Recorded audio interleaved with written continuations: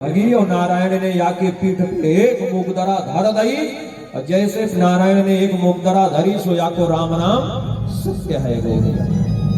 ब्रजवासी बोले ये बात है कि नंद बाबा के भजन को प्रभाव है कि नारायण ने या पूतना को मार दी भैया।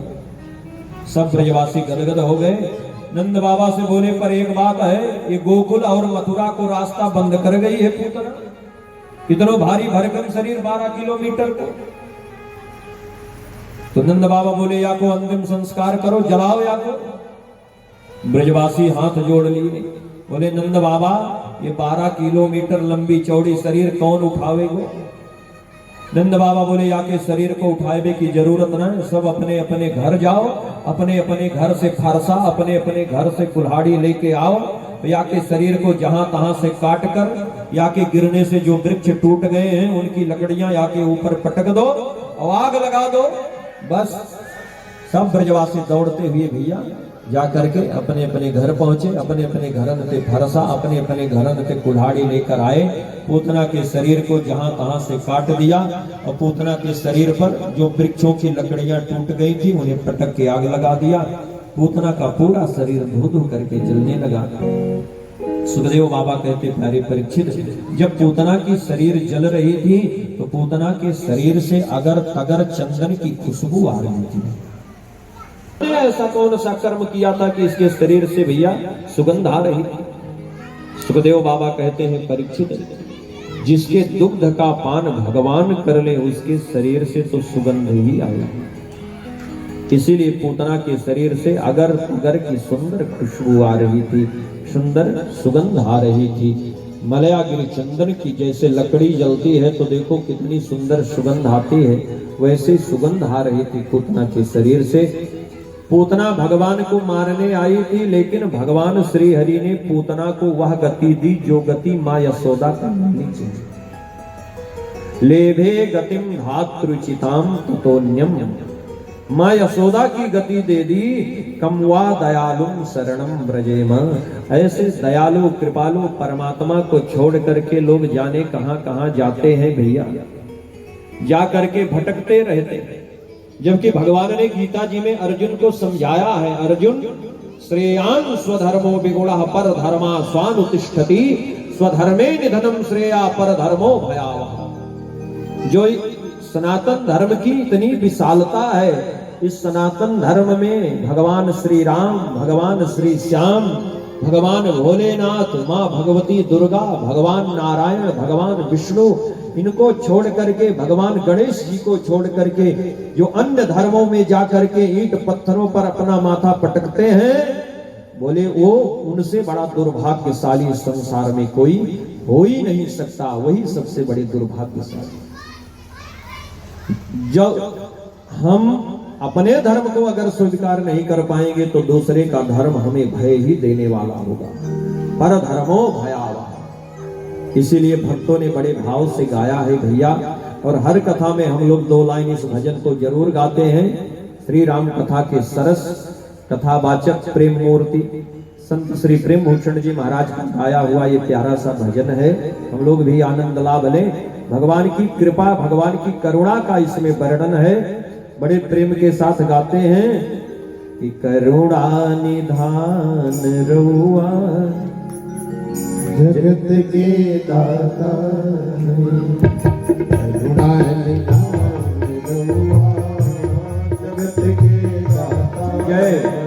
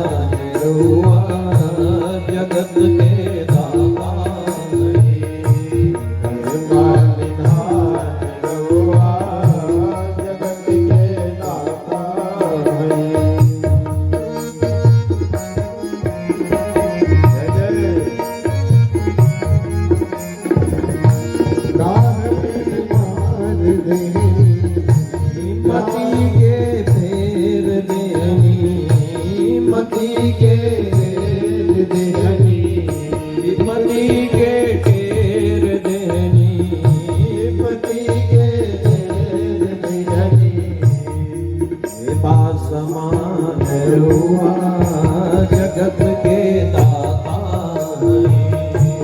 हे भगवान रुआ ताली बजाते हुए श्री भगवान रुआ जगत के दाता हे भगवान रुआ जगत के दाता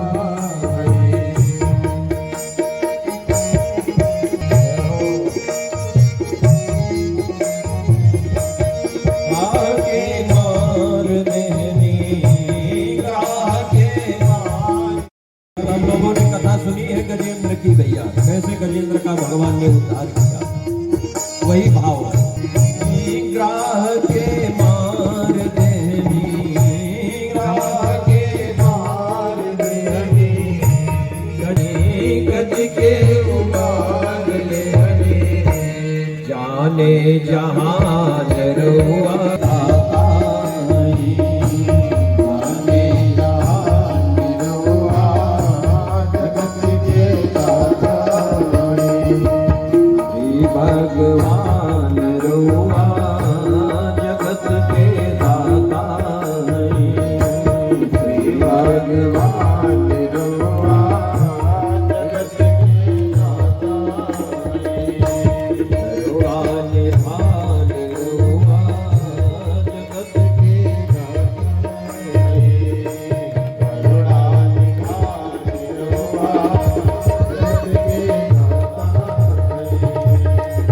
भगवान रुआ जगत के दाता करुणा निधान रुआ जगत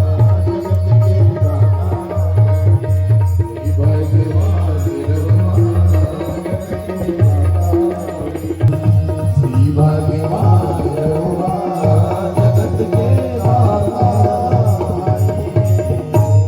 इनको आप वस्त्र पहनाइए, उनके लिए भी मैं वस्त्र ले आऊंगा, आपके लिए भी ले आऊंगा। पुजारी जी की वेदना इतनी बड़ी, और एक दिन बीत गया, 2 दिन बीत गया, 3 दिन बीत गया, 4 दिन बीत गया, अन्न जल सब छोड़ दिया। धीरे धीरे 7 दिन बीत गया, और 7वें दिन की जब रात आई तो पुजारी जी को उस समय शक्ति नहीं थी। जैसे तैसे गए, सरजू जी स्नान किए, स्नान करके मंदिर में तब तक बड़े जोर से जैसे सामने बिजली चमक जाती है सावन भादों के महीने में जब बादल कड़कता है, ऐसे बिजली चमकी। पुजारी जी ने देखा कि मेरे शालिग्राम जी लड्डू गोपाल बन गए हैं। पता नहीं भगवत कृपा कहां से शक्ति का संचार हुआ। पुजारी जी तुरंत उठ करके खड़े हुए, जाकर के चाबी उठाई, मंदिर को खोला और देखा तो शालिग्राम जी गायब हैं और काले काले लड्डू गोपाल सरकार बैठे हैं। बोलिए लड्डू गोपाल सरकार की जय। पुजारी जी तो रोने लगे, भाव विह्वल हो गए। भगवान तो रूप बदलते ही रहते हैं। एक बार गोस्वामी जी गए, माँ के बिहारी जी के मंदिर में प्रणाम किया, आरती हो रही थी, खड़े हो गए हाथ जोड़ के। किसी ने व्यंग किया, चलो अपने अपने इष्ट देव को प्रणाम करो। और जैसे वहां के पुजारी ने व्यंग किया कि चलो अपने अपने इष्ट देव को प्रणाम करो, तो सब लोग तो लेट करके प्रणाम करने लगे। गोस्वामी जी ने कहा हमारे तो इष्ट देव राम जी हैं और ये तो मुरली लिए हुए श्याम जी हैं। तो रामचंद्र जी मेरे इष्ट हैं, कृष्णचंद्र मेरे इष्ट नहीं है, अब तो मैं प्रणाम नहीं करूंगा। और 3 दिन तक खड़े रह गए गोस्वामी जी एक पैर। और तीसरे दिन जब भगवान ने मुरली छोड़ दिया और धनुष बाण ले लिया, तो गोस्वामी जी ने एक बड़ा प्यारा सा दोहा लिखा, कित मुरली कित चंद्रिका कित गोपियन के साथ, और अपने जन के कारणे श्री कृष्ण भय रघुनाथ। भगवान रघुनाथ जी भगवान तो रूप बदल लेते हैं, रूप अनेक प्रकार का रूप धारण भी कर लेते हैं भैया। एक बड़ी प्यारी सी कथा इस समय स्मरण में आ रही है। पूज्य श्री राजेश्वरानंद जी महाराज के मुखारबिंद से हमने कथा सुनी थी। एक गांव था भैया, उस गांव में एक केवट रहता था। वो केवट इतना भोला था कि उसके भोलेपन से उसका नाम ही भोला हो गया। पूरे गांव वाले उसे भोला केवट कहते थे। 2 बेटे थे, 1 बेटी थी। बिटिया बड़ी हो गई, अदालत में केवटा के गवाह कहाते रहे। तो लोगों ने जज साहब से कहा, रो क्यों रहे हो? जज साहब ने रोते हुए कहा कि सुख धो क्यों दरस दिए को भयो, और दुख नाहिन जो तज जाते रहे। कष्ट किस बात का है? तो जज साहब ने पुनः रोते हुए कहा कि कुर्सी पे बना मैं जज बैठा रहा, और जगदीश खड़े समझाते रहे। मुझसे बड़ा अभागा इस संसार में कौन होगा कि मैं जज बना हुआ ऊंचे कुर्सी पर बैठा था और जगदीश हमारे सामने नीचे खड़े होकर के गवाही दे रहे थे, हमें समझा रहे थे। जज साहब ने कहा अब नौकरी नहीं करें। तुरंत जज साहब ने नौकरी से रिजाइन कर दी, सब कुछ छोड़ दिया। सब कुछ छोड़ करके वृंदावन चले आए। और कोई कहता चलो बांके बिहारी जी का दर्शन करें, हाथ पकड़ करके लोग जाने लगते। तो जज साहब कहते नहीं, मैं बड़ा अभागा हूं, बड़ा पापी हूं, मैं इस जन्म में भगवान को मुंह दिखाने लायक नहीं हूं। मैं कुर्सी पर बैठा था और जगदीश भगवान हमारे सामने नीचे खड़े थे। अब इस जन्म में भगवान का दर्शन नहीं करूंगा, केवल भगवान का ध्यान करते हुए वृंदावन में अपने प्राणों को त्यागूंगा, फिर भगवान हमें जन्म देंगे तब दर्शन करेंगे। ऐसे ऐसे भक्त हुए हैं जिनके लिए भगवान को रूप लेना पड़ा है। ये कोई बहुत सतयुग त्रेता द्वापर की कथा नहीं है, अभी 40-50 साल पहले की कथा है। वह आज भी वृंदावन में जो पुराने संत हैं उनसे आप बात करेंगे तो बताएंगे जज साहब के नाम से वो आज भी महाराज जी प्रसिद्ध थे। अभी 10 साल पहले उन्होंने शरीर छोड़ा है। तो ऐसे ऐसे बड़े दिव्य दिव्य भक्त हुए हैं। कमी है नहीं पात्रता में हमारी कमी है, प्रभु की ममता में कोई कमी है नहीं, पुत्रता में हमारी कमी है। तो ऐसे सुंदर सुंदर से भाव हैं। एक बार जय जयकार करें। आइए कथा में हम लोग आगे चलें, क्योंकि कथा बहुत लंबी है। और यहाँ देखिए हमारे सेठ जी ने, यजमान जी ने 56 भोग पहले से ही लगवा दिया है सबके साथ। और जब जब इधर, इसीलिए आज मैं पीछे देख रहा हूं, क्योंकि इधर आगे देखूंगा तो ये 56 भोग दिख ही जाएगा। तो जितनी बार ये दिखेगा उतनी बार आरती कराने का मन करता है कि जल्दी आरती हो जाए। बोलिए भक्त वत्सल भगवान की जय। भगवान ने पूतना जैसी राक्षसी का कल्याण कर दिया और हम लोग भक्त होकर के भी भगवान को नहीं पा रहे हैं। भगवान हमारा कल्याण नहीं हो रहा है, क्यों? सुखदेव बाबा कहते हैं परीक्षित इसमें छोटा सा कारण है। पूतना भगवान को अपने स्तन में हलाहल कालकूट नाम का विष लगाकर आई थी दुग्ध पिलाने के लिए। दुग्ध पिलाने आई थी, लेकिन ऊपर से जहर लगा करके आई थी, विष लगा के आई थी। अंदर तो उसकी दुग्ध ही था। लेकिन हम लोग क्या करते हैं? हम लोग केवल ऊपर से दुग्ध का लेपन करके अंदर विषय की वासनाओं का विष भर करके मन में जाते हैं। हम लोग हाथ जोड़ करके भगवान की आरती करते हैं तो यही कहते हैं कि तन मन धन सुख संपत्ति स्वामी सब कुछ है तेरा, और तेरा तुझको अर्पण क्या लागे मेरा। लेकिन दूसरे क्षण कहते हैं हे शंकर भगवान। शंकर जी के मंदिर में आते हैं सावन में सोमवार को, भाव में भरे हुए एक लोटा जल लेके, बेल पत्र लेके शिव जी को चढ़ाते हैं। यही कहते हैं हे भोलेनाथ, अब की बार हमारी बहू को अगर नाती हो गया ना, बेटवा हुआ, पौत्र हो गया घर में, तो रुद्राभिषेक कराऊंगी पंडित जी। और कहीं भोलेनाथ की कृपा नहीं हुई, बेटा होना था वो बिटिया हो गई, आप तो पूरा भैया जितना गुस्सा है सब भोलेनाथ के ऊपर उतरे। तो इसलिए ऐसी भक्ति नहीं। हमारे अंदर कामनाओं, हमारी कामनाएं जरूर पूरी होंगी, लेकिन हमारे अंदर कामनाओं का विषय का विष ना हो। आगे निकल गई। ये पूतना कौन थी?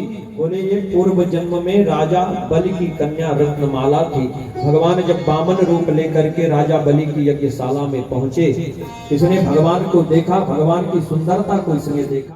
देर तक दुग्धपान करेंगे तो इनकी तबीयत बिगड़ जाएगी, इसलिए मैया ने लाला को अपने से अलग करना चाहा। तो धीरे से मैया ने अपनी अंगुलियों से लाला के नन्हे नन्हे पैरन में कुलकुली करी, भैया गुदगुदी लगाई। जैसे गुदगुदी लगाई तो भगवान खिलखिला के हंसने लगे।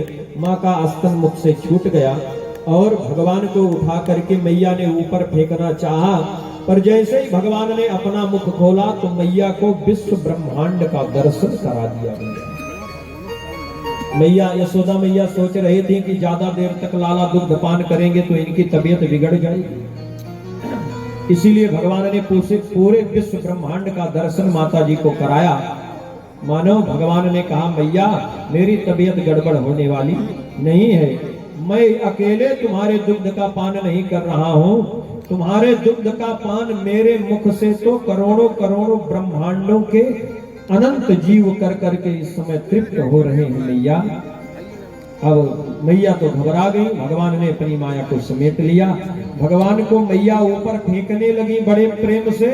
और उसी समय जिस समय मैया भगवान को ऊपर फेंक रही थी, भगवान ने देखा कि कंस मामा ने मेरे खातिर हिडोला भेज दिया।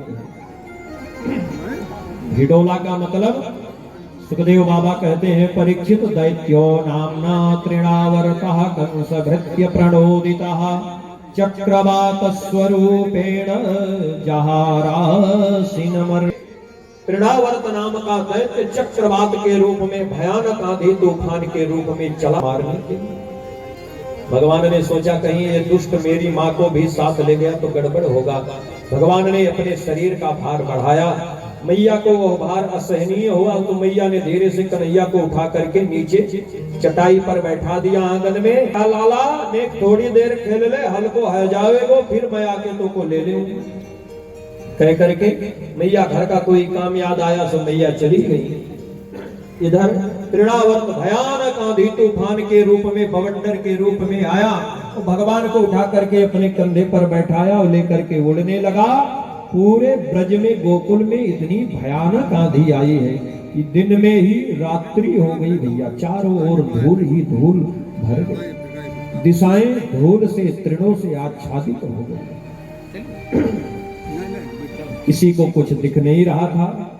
पढ़ने लगा, अब भगवान ने तृणावर्त को परिचय कराया, मामा जी ये मेरे मित्र मधुमंगल को घर है, ये मेरे मित्र मनशुखा को घर है, ये मेरो मित्र श्रीदामा को घर है। पर जैसे ही भगवान को लेकर के तृणावर्त आगे बढ़ना चाहा तो ही भगवान ने अपने शरीर का भार बढ़ाया और तृणावर्त का गला कस करके दबाया। तृणावर्त घबरा गया।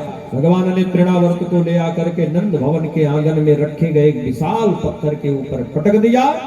जैसे ही भगवान ने तृणावर्त को पटका, उसका सिर चकनाचूर हो गया और तृणावर्त का गोविंदाय नमो नमः हो गया। बोलिए तृणावर्त मर्दन भगवान की। भगवान ने तृणावर्त का भैया वध कर दिया। जैसे तृणावर्त का उद्धार भगवान ने किया, तुरंत सारी आंधी धूल जो थी सब शांत हो गई। मैया दौड़ते हुए आई, देखा तो लाला शिला पर बैठे हैं और इधर लाला के पास में ही एक विशाल राक्षस मरा पड़ा है। गोपियां आई, गोपियों ने आकर के मैया से कहा, 1 साल तक हम सबन ने मिलकर के एकादशी के व्रत का पालन किया, तब जाके लाला भयो है और तू को पाऊ काम धाम ना है, लाला की भी देख रेख ना कर सके। मैया बोली, बहना नाराज मत हो, अरे मैं तो हाल में ही लाला को बैठा के घर में गई, सोई जाने कहां से ये राक्षस आयो लाला को लेके उड़ तो गए। पर बहन आज इस घटना को देखकर मैं एक बात पक्को कह सकूं। गोपियों ने कहा, कहो। मैया ने कहा, देखो जब से मेरे घर लाला हुआ है तब से एक ना एक दैत्य, एक ना एक राक्षस राक्षसी आवे और काऊ उनको मारे ना, वो खुद ही मर जाए। तो आज मोको पक्को विश्वास है गो कि पापी को काऊ मारे ना, पापी अपने पाप से खुद ही मर जावे। अब जैसे ये बात कही सब गोपियां आनंदित हो गई। भगवान श्री हरि को भगवान के ऊपर झाड़ा लगाया गया है और एक एक अंग प्रत्यंग में भगवान के नामों से ही भगवान की सुरक्षा की व्यवस्था की गई है, सुरक्षा की कल्पना की गई है। जिसके बालक को बहुत बड़ी रोग हो जाए, बीमारी हो जाए, तो पंडित जी को बुला करके गौमूत्र में गाय के पूंछ को डुबो करके और उन्हीं श्लोकों के द्वारा अगर झाड़ा लगवा दिया जाए तो उससे बड़ा लाभ मिलता है। ये भागवत जी के भगवान की बाल लीला का प्रसंग है। बहुत सुंदर सी कथा चल रही है। ठाकुर जी और बड़े हो गए हैं। भगवान का बड़ा सुंदर नामकरण श्री गर्गाचार्य जी महाराज ने आकर के किया है। सबसे पहले गर्गाचार्य जी ने पहले दाऊ भैया का नामकरण संस्कार करते हुए कहा, नंद बाबा अयम ही रोहिणी पुत्रो रमयन सुहृदो गुणई आख्यास्ते रामेति बलाधिक्याति बलम विदो। इसके बल की कोई सीमा नहीं होगी, इसलिए इसका एक नाम बल होगा। संसार के सारे सुंदर गुण इनमें अकेले ही रमण करेंगे, इसलिए एक नाम इनका राम भी होगा। तो दोनों नामों को जोड़ दिया गया तो क्या हो गया? बलराम। सभी लोग जय जयकार करें, बोलिए बलराम महाराज की। और गर्गाचार्य जी ने बलराम जी की ओर कहा, नंद बाबा इस बालक का एक माँ के गर्भ से दूसरे माँ के गर्भ में कर्षण किया गया है, इसको खींचा गया है। इस बात को जानने वाले कर्षण देव भी कहेंगे। भाई देवकी मैया के सातवें गर्भ से प्रागयम वसुदेवस्य कचित जातस्तवात्मजा वासुदेव इति श्रीमान भिज्ञा सम प्रचक्षते। ये बालक पूर्व काल में वसुदेव जी का भी बेटा हो चुका है। इस बात को जानने वाले लोग इसे श्रीमान वासुदेव कहेंगे। जैसे गर्गाचार्य जी ने कहा इसे श्रीमान वासुदेव कहेंगे, तुरंत यशोदा मैया ने कहा बाबा एक मिनट। गर्गाचार्य जी ने कहा हाँ मैया। यशोदा मैया ने कहा क्या कह रहे थे? किसी जन्म में ये बालक वसुदेव जी का बेटा बन चुका है। गर्गाचार्य जी बोले हाँ मैया। यशोदा मैया बोली अनेक जन्मन की बात हम ना पूछ रहे बाबा, इस जन्म में बताओ। इस जन्म में तो ये मेरो लाला है ना? गर्गाचार्य जी हाथ जोड़ के बोले मैया इस जन्म में तो ये तेरो ही लाला कहावे। बोलिए यशोदा की लल्ला की। अब अच्छा यशोदा मैया ने सोचा बगल में ही वसुदेव जी की पत्नी रोहिणी बैठी हैं और वे कह रहे हैं वसुदेव जी का बेटा हो चुका है, गड़बड़ हो जाएगा। इसलिए मैया ने कहा इस जन्म में ये मेरो है, मेरे कहावे को बस, और ज्यादा ज्ञान की बात को सुनना था। ऐसा कह करके यशोदा मैया लल्ला को लेकर चली गई। बहुत सुंदर भगवान के विग्रह और गुणों के विषय में वर्णन किया है गर्गाचार्य जी ने। सुंदर भगवान के तो एक दो नहीं भैया, कई नाम हैं, कहाँ तक वर्णन करें। श्री वशिष्ठ जी महाराज ने भी कहा है मानस में, गोविंद कोई गोपाला कोई कहे गोविंद कोई गोपाला मैं तो कहूँ सावरिया बांसुरिया वाला। मैं तो कहूँ सावरिया बांसुरिया वाला। कोई